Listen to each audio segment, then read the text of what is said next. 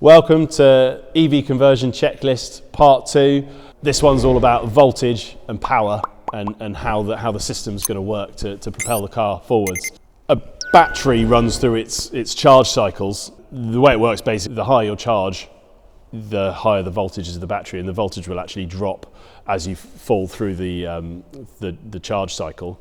So that's actually what you're doing when you're charging any battery up, is you're actually increasing the voltage slightly, and there's a workable range in there, and you want to stay within those bounds. The battery is providing power in the form of DC current to the motor.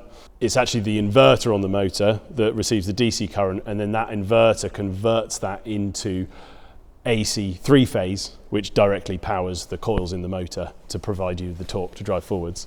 The power that we're talking about here is measured in kilowatts as opposed to kilowatt hours, which is actually the unit of measure for the capacity in a battery, which we'll talk about in a different video.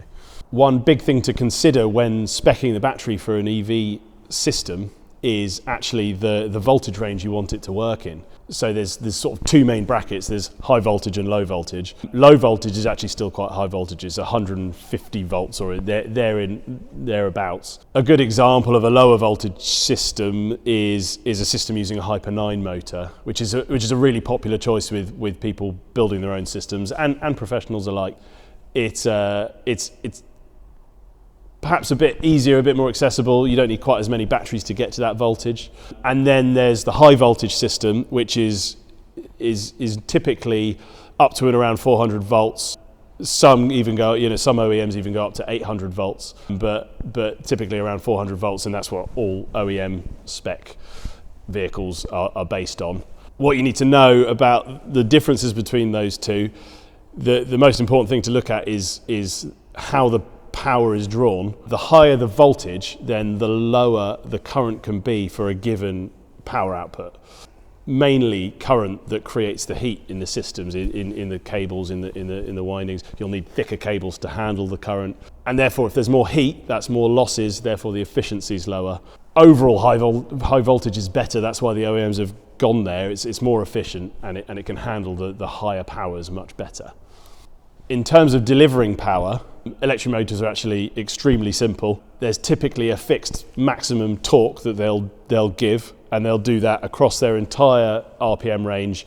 There's usually a section in the RPM range and the higher level where actually that torque starts to phase down, where the power gets to its maximum level. So basically you get to a maximum current draw, maximum power, and the power line will flatten off and the torque will start coming down. Somewhere in that mix is going to be the vehicle top speed. So typically you find your highest power draw is very close to the vehicle top speed. And it's this torque flatline that gives EVs their sort of real punchy acceleration characteristics that everyone really enjoys. It's just all there the whole time. And you've got to spec the vehicle so it can get up any hill. So when it's on the flat ground, even the most sedate of EVs has generally got a decent bit of acceleration and torque behind it. In the Clean Classics electric Land Rover conversions, we actually use a 40 kilowatt hour Nissan Leaf. That gives us that high voltage OEM spec, which is great for our efficiency and our cable thickness. It's also a really well tried and tested package that is super reliable. The power and the delivery of everything suits the old Land Rover perfectly, so it's a really great system. Thanks for watching. Come back again and watch part 3, which is going to be all about transmission and gearing when setting up your EV conversion.